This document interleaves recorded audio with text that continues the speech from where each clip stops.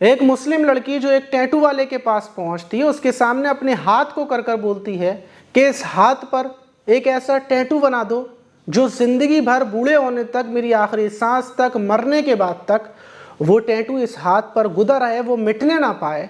Tattoo वाला पूछता है कि आखिर क्या बनवाना चाहती हो? तो वो बोलती है कि इस हाथ पर मेरे प्रेमी कपिल का नाम रख दो कि कपिल मेरी जान है, मैं उससे इतना प्यार करती हूँ, बेशुमार प्यार करती हूँ। कपिल मेरा होने वाला मंगेतर है, मैं उससे जल्दी शादी कर लूँगी। मैं उससे इतना ज़्यादा प्यार करती हूँ कि ये नाम तो कुछ भी नहीं है, मेरे दिल पर उसका नाम लिखा हुआ है। मैं उसके बिना एक पल नहीं रह पाती, मैं उसी के साथ शादी करूँगी, वो मेरा प्रेमी है। ये बात वो टैटू आर्टिस्ट से बोलती है। और कुछ ही महीने गुजरने के बाद सारे लोगों को खबर मिलती है कि जिस हाथ पर उसने कपिल अपने प्रेमी का टैटू बनवाया था, उसी हाथ में वो चाकू लेती है और चाकू से अपने प्रेमी कपिल के गले को काट डालती है। और जब तक काटती है जब तक कपिल की जान नहीं निकल जाती। लेकिन बड़ा सवाल कि एक वो लड़की जो अपने प्रेमी से इतना प्यार करती थी, बेशुमार प्यार करती थी, और आखिर में ऐसा क्या हुआ कि उसने खुद अपने ही हाथ से, उसी हाथ से जिस हाथ पर उसके प्रेमी का नाम लिखा था, उसी की हत्या की। यकीनन ये प्रेम कहानी की शुरुआत से लेकर आखिर तक, अंत में आखिर ऐसा क्यों हुआ जो हत्या हुई, वो भी इस प्रेम कहानी में।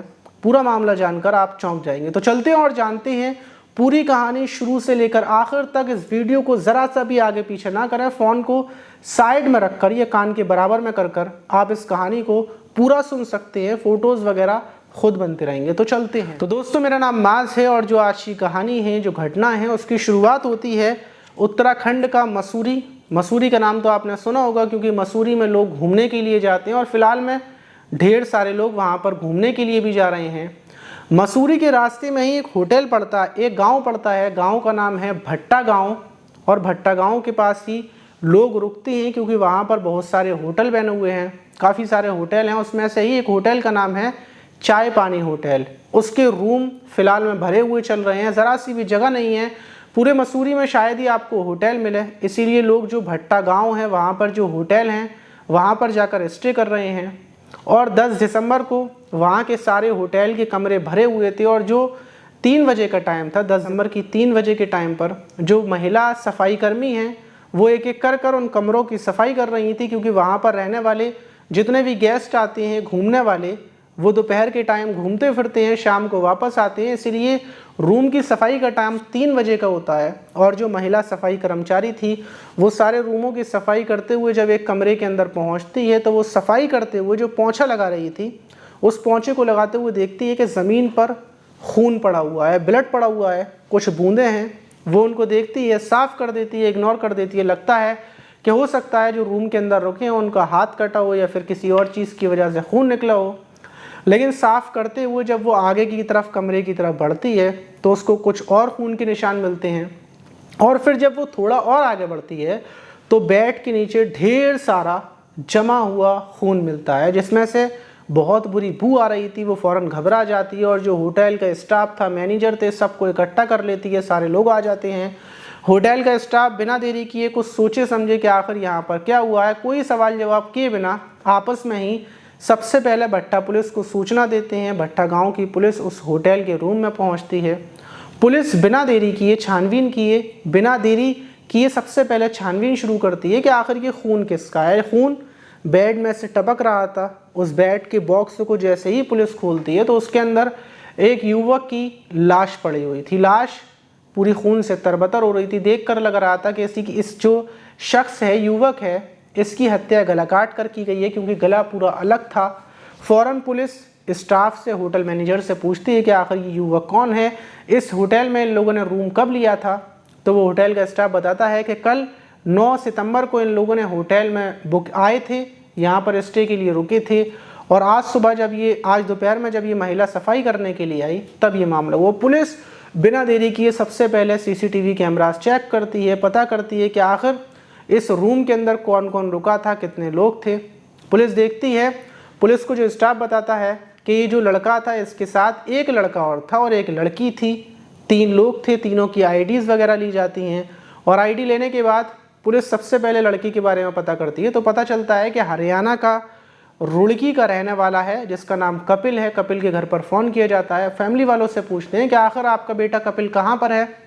फैमिली वाले बताते हैं कि वो तो अपनी जीएफ, उसकी जो गर्लफ्रेंड है, प्रेमिका है कुदरत, उसके साथ गया है और उसकी कुदरत का भाई अब्दुल्ला उसके साथ में है। ये 3 लोग मसूरी घूमने के लिए गए हुए हैं। फ़ौरन पुलिस पूछती है कि आखिर जो इसकी प्रेमिका है वो कहाँ की रहने वाली है। तो वो जो लड़के की फैमिली वाले, कपिल की फैमिली वाले थे, वो बताते हैं क्या प्रेमिका जो वहाँ का संगम बिहार है, संगम दिल्ली का संगम बिहार है, वहीं पर शाहीन बाग की रहने वाली है, उसका नाम कुदरत है, वो मेरे बेटे से प्यार करती है।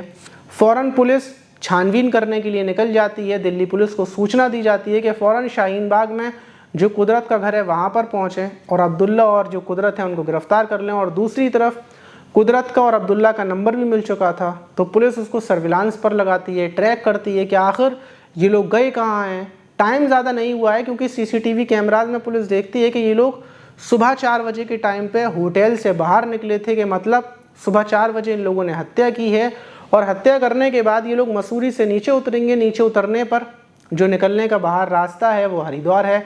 हरिद्वार पुलिस को सूचना दे दी जाती है। पुलिस को जब पुलिस नंबर को ट्रैक करती है, कुदरत के नंबर को, तो वो हरिद्वार के अंदर मिलता है। हरिद्वार पुलिस कुदरत और अब्दुल्ला दोनों को गिरफ्तार कर लेती है। दोनों कातिल गिरफ्तार थे। पुलिस को लग रहा था कि हो सकता है रात के टाइम ऐसा हुआ हो कि कुदरत और उसका प्रेमी कपिल दोनों संबंध बना रहे हों, भाई ने देख लिए हो, भाई ने गुस्से में हत्या कर दी हो, क्योंकि जाहिर सी बात है वो लड़की जिसके हाथ पर प्रेमी का नाम लिखा हो, जब पुलिस ने गिरफ्तार किया था तो उसके हाथ पर नाम लिखा हुआ देखा था। तो पुलिस को लगता है कि इसने तो हत्या नहीं की होगी। लेकिन पुलिस हिरासत में लेकर जब सख्ती से पूछताछ करती है, क्यों हत्या की, वजह क्या थी, कपिल से तुम्हारा रिश्ता कब से है, पूरी शुरू से लेकर आखिर तक कहानी बताओ। तो कुदरत बताती है कि 2 साल पहले वो कपिल से शाहीन बाग के एक बाज़ार में मुलाकात हुई थी। जब कपिल वहाँ पर टहल रहा था, बातचीत होने के बाद दोस्ती हुई थी और ये दोस्ती प्यार में बदल गई थी। जब कुदरत के साथ वो मिलता था, कपिल और ये लोग एक होटल में मिलते, कहीं अलग जगह पर मिलते, एक दूसरे के बीच संबंध बने। कुदरत कपिल से बेशुमार प्यार करने लगी थी, वो उसको अपना सब कुछ मानने लगी थी, पति मानने लगी थी।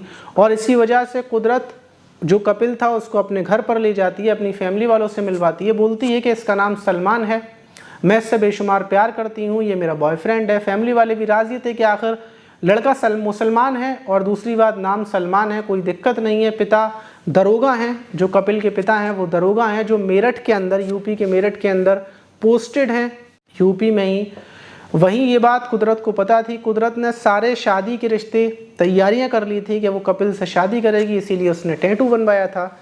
लेकिन जब उसने कपिल से बोला कि मैं तुमसे शादी करना चाहती हूँ, तो कपिल मुकर जाता है। कपिल बोलता है कि मैं तुमसे शादी नहीं कर सकता, हमारा धर्म अलग अलग है और मेरी फैमिली वाले तो किसी हाल में राज़ी नहीं होंगे। वहीं कपिल ने अपनी फैमिली वालों से बातचीत की कि आखिर मैं एक मुस्लिम लड़की से शादी करना चाहता हूँ। फैमिली वालों ने साफ इनकार कर दिया और इनकार करने के बाद उन लोगों ने रिश्ता भी देखना शुरू कर दिया। लड़की देख ली गई थी, कपिल के लिए एक लड़की भी देख ली गई थी, उससे रिश्ता हुआ था, शादी की तैयारियां चल रही थी। ये बात कपिल जब कुदरत को बताता है तो कुदरत रोने लगती है, परेशान हो जाती है कि वो आखिर अपने प्रेमी से इतना प्यार करती है। अपनी फैमिली वालों से कुदरत लड़ती थी, झगड़ती थी। अगर कुदरत की फैमिली वाले जो मुस्लिम थे उन लोगों ने ये बोल दिया था कि तुम हिंदू लड़के से शादी मत करो, लेकिन कुदरत ने कहा था शादी करूंगी तो मैं कपिल से करूंगी, वरना कपिल के बिना मर जाऊंगी।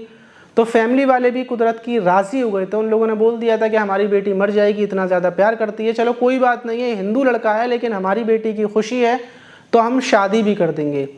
कुदरत राज़ी थी, लेकिन जब कुदरत के प्रेमी कपिल ने मना कर दिया तो कुदरत का दिल टूट गया कि आखिर इतनी बेवफाई है, मैं अपनी फैमिली वालों से क्या बोलूँगी। मैंने अपने हाथ पर अपने प्रेमी का नाम लिख रखा है, पूरे मेरे ख़ानदान रिश्तेदारों को सबको पता है कि मैं कपिल से प्यार करती हूँ और आखिर में आकर कपिल मुझे धोखा दे रहा है। तो इस बात का उसके अंदर गुस्सा था, जुनून था। वो कपिल से बार बार बोल रही थी, लेकिन जब कपिल बोलता है कि उसका रिश्ता हो गया है, जल्द शादी हो जाएगी, हम लोगों के रास्ते अलग अलग हो जाएंगे, तो वो परेशान हो जाती है, टेंशन में आ जाती है। फिर वो अब्दुल्ला को बताती है जो उसका भाई था। जो अब्दुल्ला जब ये बात सुनता है तो अब्दुल्ला भी गुस्सा हो जाता है, क्योंकि उसकी बहन ने कपिल के साथ इतनी बार संबंध बनाई, ये सारी बातें उसने बताई थी।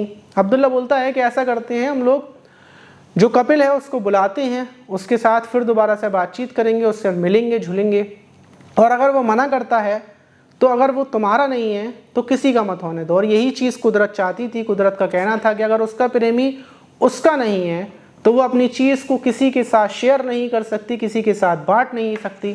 और वो कपिल को 8 सितंबर को फ़ोन करती है, उससे बोलती है कि आखिरी बार मैं तुमसे मिलना चाहती हूँ, आखिरी बार तुम्हारे साथ घूमना चाहती हूँ, तुम्हारे साथ वक्त गुजारना चाहती हूँ। कपिल राज़ी हो जाता है और 8 सितंबर को वो लोग कार से ही हरिद्वार निकलते हैं। 8 सितंबर को वहाँ पर एक दिन हरिद्वार रुकते हैं और फिर सुबह के टाइम निकलकर 9 सितंबर को वहाँ मसूरी का जो भट्टा गांव था वहाँ पर पहुँचते हैं। चाय पानी होटल में अपनी एंट्री लेते हैं घूमने के लिए और फिर पूरे दिन घूमते फिरते हैं। 9 सितंबर को होटल के रूम में आ जाते हैं और वो बताती है कुदरत कि उसने एक चाकू पहले से ख़रीद कर अपने बैग में रख लिया था। और फिर रात के टाइम वो फिर दोबारा से कपिल के पास पहुंचती है, कपिल के हाथों को थामती है, कपिल से बोलती है कि मेरी जान, मैं तुमसे बहुत प्यार करती हूँ, तुम्हारे बिना मैं रह नहीं सकती, जी नहीं सकती, मैं तुम्हारे बिना किसी और की हो नहीं सकती और मैं तुम्हें किसी और का होते हुए भी नहीं देख सकती। ये बात है बोलती है, लेकिन कपिल बोलता है कि नहीं, मैं तुमसे शादी नहीं कर सकता, मैं अपने पिता के फैमिली वालों के ख़िलाफ़ नहीं जा सकता, आई एम रियली सॉरी। ये बात बोलने के बाद वो एक ही कमरे में थे तीनों, तो कपिल बेड पर सो जाता है। जो कुदरत थी वो नीचे बैठी रहती है। कुदरत ने पहले से प्लानिंग कर रखी थी। कुदरत पूरी रात बेड के पास बैठी रहती है। कपिल सोया हुआ था, उसका भाई जाग रहा था। फिर वो अपने चाकू को निकालती है लगभग 2 से ढाई बजे के टाइम पर और अपने प्रेमी के पास पहुंचती है, उसको उठाती है। जैसे ही कपिल देखता है कि उसकी प्रेमिका सामने है तो वो अपने प्रेमी को बाहों में भर लेती है। कपिल समझता है कि शायद इसका भाई सो गया, इस वजह से मेरे पास आई है। बाहों में भरने के बाद कुछ ही देर के बाद कपिल की आंख लग जाती है, लेकिन उसको नहीं पता था कि उसकी प्रेमिका के हाथ में चाकू है। और फिर वो उस चाकू को अपने भाई को इशारा कर बुला लेती है, कहीं कपिल हुट कर ना भागे या फिर कपिल हाथापाई ना करे। इसलिए उसका भाई बराबर में आ जाता है और फिर उस चाकू से उसकी गर्दन पर फेर देती है, उसी हाथ से जिस हाथ पर टैटू बना हुआ था।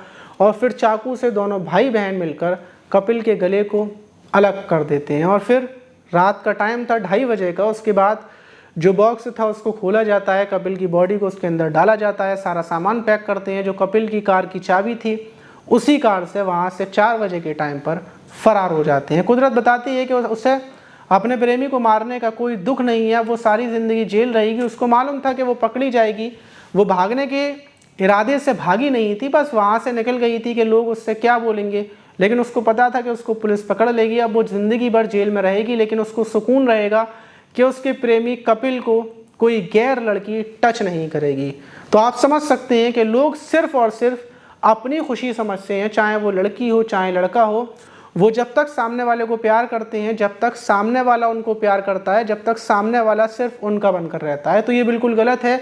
आप अगर किसी से प्यार करते हैं तो उसकी खुशी के लिए आप ये भी बर्दाश्त करें कि वो किसी और के साथ शादी कर ले या किसी और के साथ चला जाए, लेकिन आप प्यार करते हैं तो आप उसको प्यार करते रहें। ऐसा ना करें कि जब तक वो आपके पास है, आपको प्यार कर रहा है, तो आप उसको प्यार कर रहे हैं और जब वो कहीं और चला गया तो आप उसकी हत्या कर देंगे, आप उसको मार देंगे, बर्बाद कर देंगे, उसके फ़ोटोज़ को वायरल कर देंगे, उसको ब्लैकमेल करेंगे। तो ऐसी घटनाएं ढेर सारी हो रही हैं। ऐसी ही घटना एक फ़िलहाल में आज की है, जो प्रेमिका अपने प्रेमी को ब्लैकमेल करती है, इतना ब्लैकमेल करती है कि उसके फ़ोटो को वायरल कर देगी, डाल देगी। आखिर में प्रेमी ने 2 दिन उसके साथ रुका, पहले एक रूम के अंदर, और फिर तंग आकर परेशान होकर ख़ुद को ही ख़त्म कर लिया। तो आप इस घटना पर क्या बोलना चाहिए कमेंट बॉक्स में ज़रूर बताइएगा।